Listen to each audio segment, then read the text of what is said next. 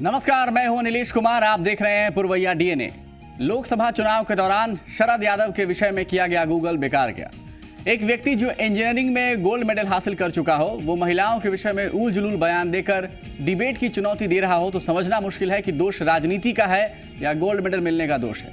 अच्छा हुआ महिलाओं के विषय में आपत्तिजनक बयान देने वाले सड़क छाप लोग, ज्यादातर लोग गोल्ड मेडलधारी नहीं होते हैं, वरना शर्मिंदा होने की जगह वो भी कहते डिबेट करेंगे। डिबेट आजकल थेथराई का दूसरा नाम है। सड़क पर किसी महिला के खिलाफ अगर आप टिप्पणी करेंगे तो पूरी संभावना है कि आप कानून या लोगों के गुस्से का शिकार हो जाएं। पर संसद में महिला के चरित्र की ओर इशारा कर बयान देने के बाद भी कुछ नहीं होता है। यानी संसद को ही ऐसी सोच के लिए महफूज मान लिया गया।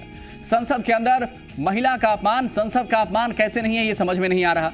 कहां गए वो तमाम नेता जो केजरीवाल के बयान पर जज्बाती हो गए थे और कहा था कि संसद में बुलाकर अरविंद केजरीवाल की सजा की घोषणा हो। आज संसद गर्व कैसे कर रहा है ये समझना मुश्किल है। जेडीयू की एक महिला सदस्य ने कहा कि महिलाओं की सुंदरता का वर्णन तो प्राचीन काल से है, इसमें बुरा क्या है। अब पुराणों में बीमा और इंश्योरेंस का भी जिक्र था, ये मुझे आज तक नहीं पता था। और अगर यही तर्क है तो फिर तो कल को कोई भी व्यक्ति किसी की हत्या कर देगा और कोर्ट में कहेगा मृत्यु जीवन की सच्चाई है, ये भी पुराणों में लिखा हुआ है। आखिरी बात यह है कि हो सकता है शरद यादव गलत ना हो, पर मैं अब भी समझ नहीं पा रहा हूं कि इंश्योरेंस और विदेशी निवेश का जिक्र पुराणों में कहां था। और ऐसे ही नहीं समझ आने वाली बातों का डीएनए करने की कोशिश करेंगे। जेडीयू के राष्ट्रीय अध्यक्ष हैं शरद यादव साहब। शरद यादव द्वारा स्मृति ईरानी पर की गई टिप्पणी का मामला चर्चा में। इस बीच देखिए, आरजेडी के विधायक अख्तरुल इस्लाम शाहीन ने भी ईरानी को 10th पास कह दिया। देखिए, फिर एक मैट्रिक पास, इंटर पास आदमी को इतने बड़े 125 करोड़ देश की जनता है, यहाँ एक से एक शिक्षाविद है, महिला में भी बहुत सम्मानीय लोग हैं, किस आधार पे वैसे लोगों को आप मंत्री बनाते हैं? मैंने ये बात रखा था। और ब्यूटी कंटेस्ट में वो भाग ली थी, मिस इंडिया में भाग ली 1998 में। वो भाजवानी करके एक है, वो जीती थी, ये सेकंड कंटेस्टेंट हुई थी। एक भी आपत्तिजनक बात मैंने सदन में नहीं कहा है। तो फिर खेद क्यों जताया आपने? मैंने कोई खेद नहीं जताया है और अभी भी मैं कहता हूं सदन में मैंने जो भी शब्द कहा है, जो भी बातें कही है, एक एक बात सत्य है। एक एक बात पे हम चुनौती के साथ, भारतीय जनता पार्टी के किसी भी सदस्य के साथ हम चुनौती से बात करने को तैयार हैं। सबसे पहले तो स्पष्ट कर दूं कि ईमान साहब, आपका बयान ये साबित करता है कि आप इस लायक भी नहीं है कि मैं अपने कार्यक्रम में आपकी चर्चा करूं। मजबूरी है सर, इसलिए आपका नाम ले रहा हूं, ताकि आपके क्षेत्र की महिलाओं को पता चले कि आपसे कितनी उम्मीद उन्हें करनी चाहिए। तो राज्यसभा से लेकर विधानसभा तक महिलाओं का उत्थान करने की जिम्मेवारी लेने वाले लोगों की हकीकत हमारे और आपके सामने है। ईमान साहब ने पार्टी को भी शर्मिंदा कर दिया। सिद्दीकी साहब माफी मांगते नजर आए। देखिए,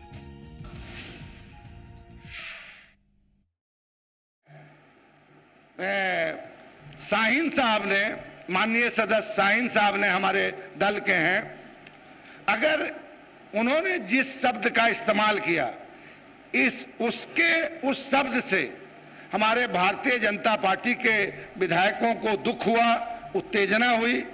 मैं विधायक दल के हैसियत, नेता के हैसियत से मैं खेद व्यक्त करता हूं। जी, सवाल ये नहीं है कि मैं शर्मसार हूं या नहीं हूं, या आप अपने सांसद की करतूत पर क्या सोचते हैं।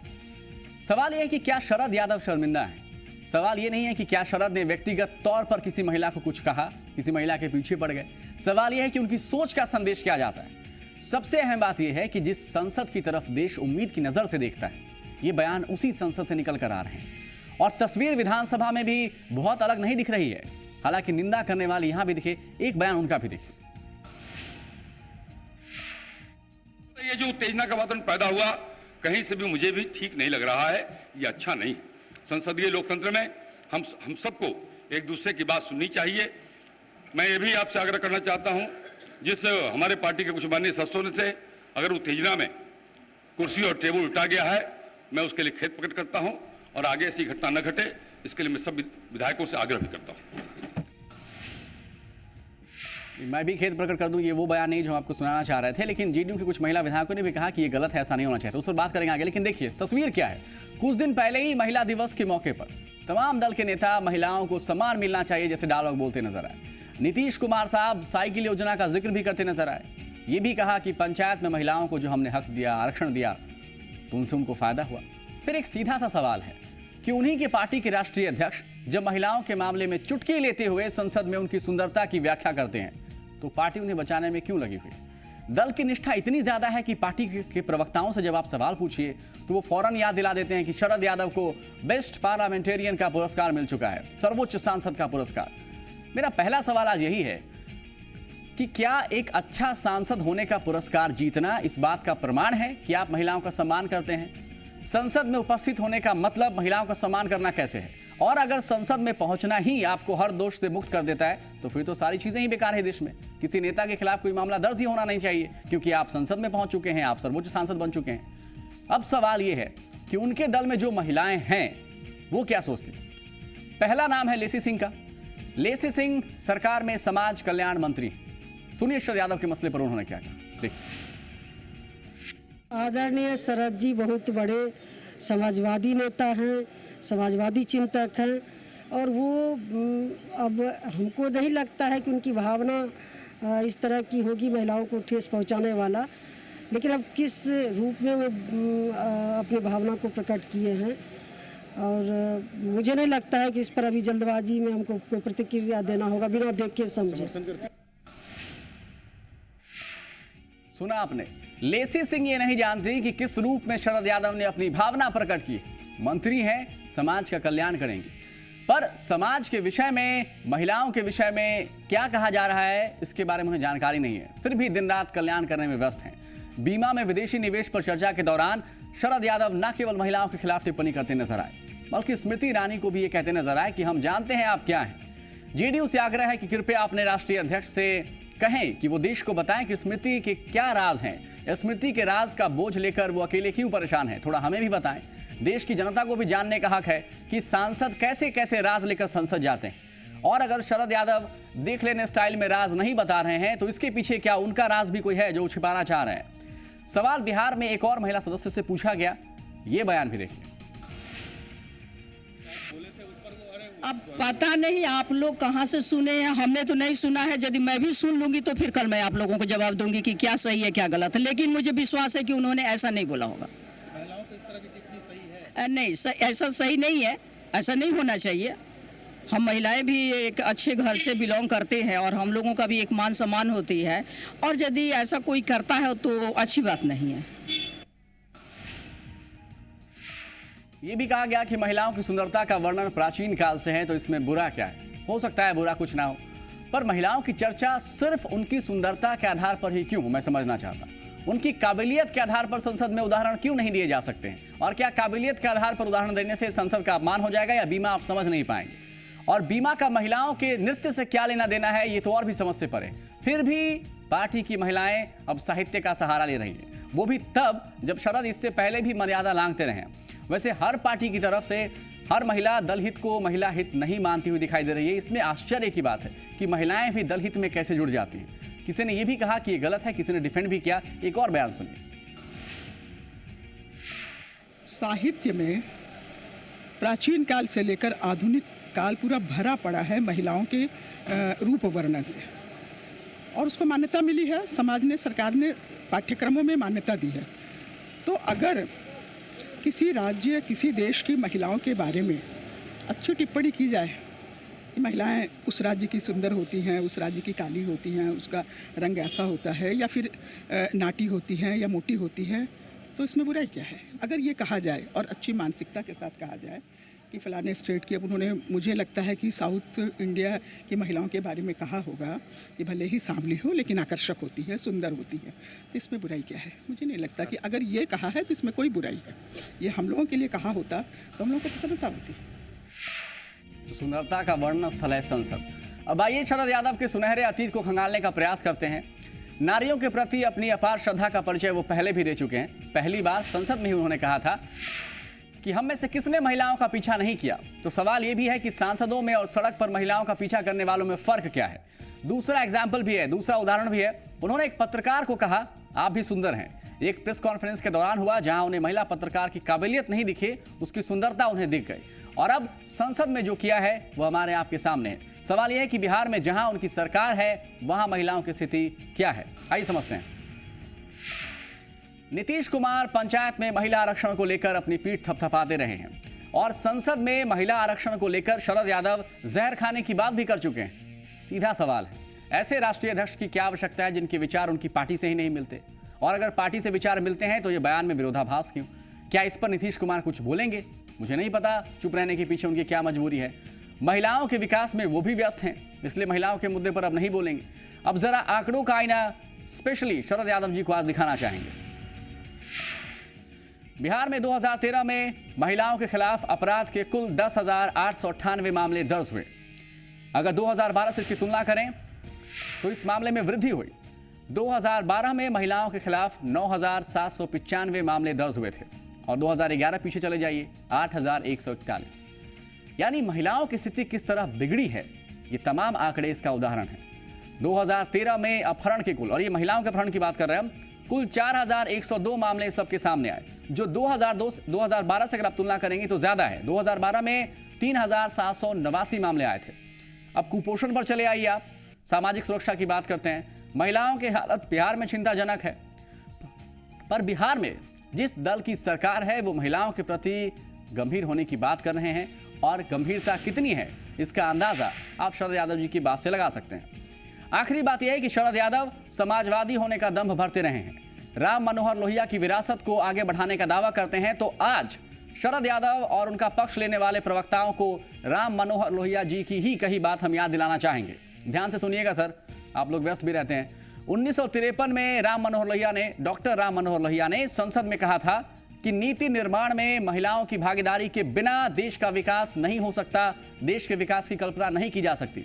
फिलहाल तो स्थिति यह है कि हमारे देश में महिलाओं को पीने का पानी तक नसीब नहीं। 1953 में कहा था लोहिया ने। तो जिस देश की संसद में लोहिया ने महिलाओं के लिए ऐसी बातें कही, उसी देश की संसद में उन्हीं लोहिया के अनुयायी महिलाओं के विषय में टिप्पणी करते हैं।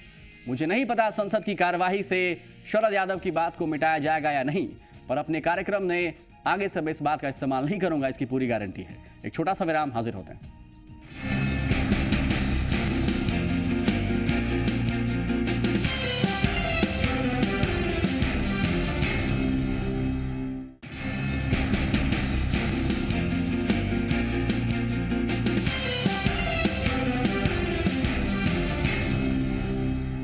झारखंड की मौजूदा राजनीति में आंदोलन की आग लगी हुई है। आंदोलन की इस आग में लाल झंडे से लेकर हरे झंडे तक सभी अपनी राजनीतिक गोटी सेकने में लगे हुए हैं। कोई विधानसभा घेराव के बहाने पॉलिटिकल माइलेज लेना चाहता है, तो कोई राजभवन पर धरने के बहाने। रिपोर्ट दिखा रहे हैं।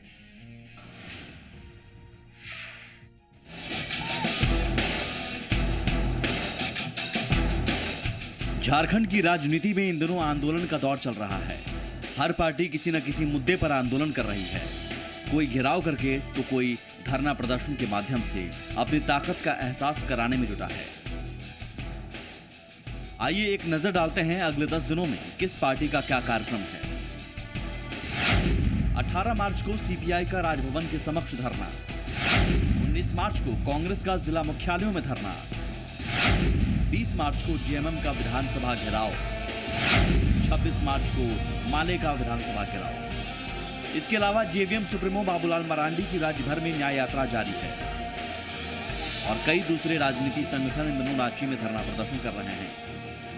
लाल झंडे की राजनीति करने वाले वाम दल 18 मार्च को केंद्र के भूमि अधिग्रहण बिल के खिलाफ राजभवन के समक्ष धरना देंगे। इस 18 मार्च को ये राजभवन के सामने ये भूमि अधिग्रहण अध्यादेश दिसंबर 2014 अभी जो पार्लियामेंट से गया है राज्यसभा में, इसके खिलाफ में हम लोग धरना देंगे। आंदोलन के इस दौर ने अंतर्कलह से जूझ रही कांग्रेस को फिर से संगठित होने का मौका दे दिया है। पार्टी विधानसभा के समक्ष सफल कार्यक्रम के बाद अब जिला मुख्यालयों पर दम दिखाने को तैयार है। अध्यक्षों को निर्देश चला गया है और जो संबंधित जिला के प्रभारी हैं उनको भी आदेश चला गया है। 19 मार्च को जो हम लोगों का धरने का कार्यक्रम है, भूमि अधिग्रहण बिल, हरिजन आयोग, ये आदिवासी आयोग, हरिजन आयोग, और जो सबसे बड़ा चीज़ ये है कि अभी तक यहाँ स्थानीय नीति और रोजगार नीति नहीं बनने के कारण सरकार रोजगार देने में भी विफल रह रही है। झारखंड की सत्ता से बेदखल होने के बाद जेएमएम फिर से अपने पुराने तेवर को अपनाने के लिए बेकरार है और वो भूमि अधिग्रहण बिल के खिलाफ 20 मार्च को विधानसभा मार्च की तैयारी में है। जो भूमि अधिग्रहण अध्यादेश है और राज्य में जो स्थानीयता नीति की बात है, इन दोनों मुद्दों पर हम विधानसभा का घेराव करेंगे। अलग झारखंड राज्य गठन को 14 साल से अधिक हो गए, लेकिन अब तक यहाँ ना तो युवा नीति बनी और ना ही रोजगार नीति। युवाओं के सवाल पर अब किसी भी सरकार ने सदन के अंदर गंभीरता भी नहीं दिखाई। इनकलाबी नौजवान सभा ने युवाओं के सवाल और बेरोजगारी भत्ता की मांग पर 26 मार्च को विधानसभा के सामने प्रदर्शन करने की घोषणा की है। 26 मार्च को विधानसभा सत्र के दरमियान में हम लोग इनकलाबी नौजवान सभा के बैनर में युवा नीति, रोजगार नीति और ये बेरोजगारी भत्ता, जब तक नौजवानों को रोजगार ना मिले तब तक प्रति माह 3,000 रुपया बेरोजगारी भत्ता की मांग पर, स्थानीयता के सवाल पर, ये इन्हीं सवालों को केंद्रित करके हम लोगों का ये जो है विधानसभा का मार्च का आयोजन किया गया है। झारखंड में आंदोलन की ये लंबी फेहरिस्त बताने के लिए काफी है कि इस समय प्रदेश की राजनीति में क्या चल रहा है। राजनीतिक दल जनता के सवालों पर मुखर जरूर हैं, मगर सवाल ये है कि क्या ये महज राजनीतिक नौटंकी है या फिर हकीकत में जन आंदोलन का प्लेटफॉर्म तैयार हो रहा है। अविनाश कुमार, जी मीडिया, रांची। फिलहाल एक छोटा सा विराम, हाजिर हो रहा है।